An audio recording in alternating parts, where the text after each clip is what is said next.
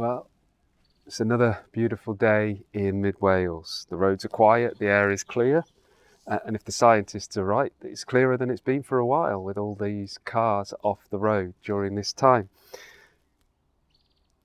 And one thing I've noticed is how many people are out and about walking, and they seem to be connecting with this incredible world around them. It's a lot easier to do that in a place like mid Wales. And I read a quote today from a guy called Ailton Krenak. He is from a tribe, an indigenous tribe in Brazil. And he said this: all of us carry the memory of the day when the world supported all of its people, feeding us, taking care of us, putting us to sleep with the songs of birds, rivers, waterfalls, and forests. Were we an underdeveloped world then?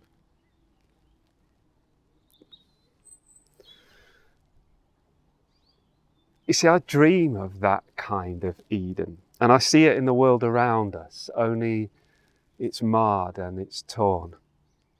I believe that God has placed eternity within our hearts, and part of this eternal longing,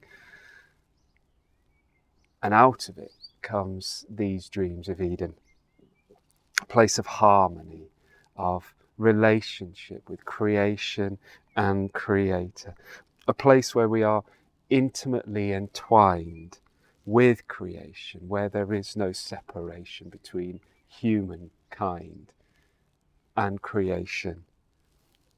It reminds me of a walking in the garden that you read about in Genesis so early on.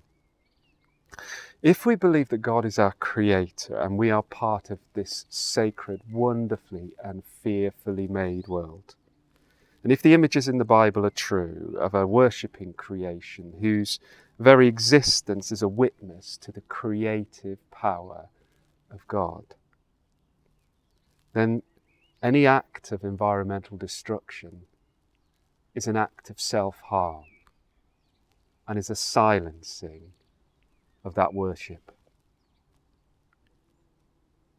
I've been spending some time thinking about mission with the time that I have now, God's mission and how we fit into it. Part of it's been studying scripture, but much of it must be listening to God. And there's a growing sense that we need to be able to listen to where God is at work.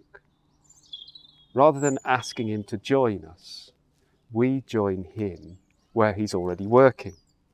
And I think God is at work in the hearts and minds of activists across this globe. I see them taking a stand. I see them caring deeply for this creation. And you know, when I see them, I'm worried. I'm worried not for them, but for us.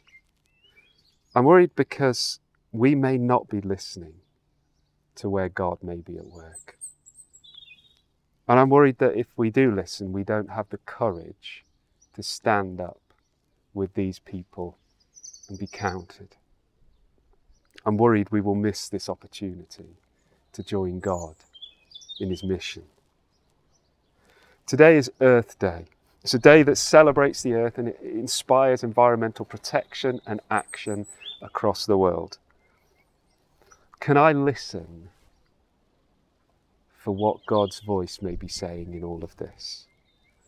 Can I listen for what God's voice may be doing within our world?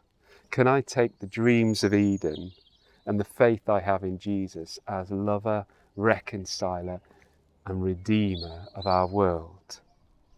And can I move from a dreamer of Eden to an activist on this earth? I have another dream, and it takes place at the end of time, face to face with my Creator. What did you do with the talents I gave you? He will ask. And what did you do with the gift of creation?